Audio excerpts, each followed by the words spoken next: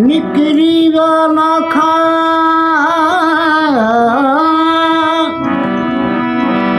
आज साल बंदर सुन लंघे लाल हुसैन चवे लुड़विया लाखा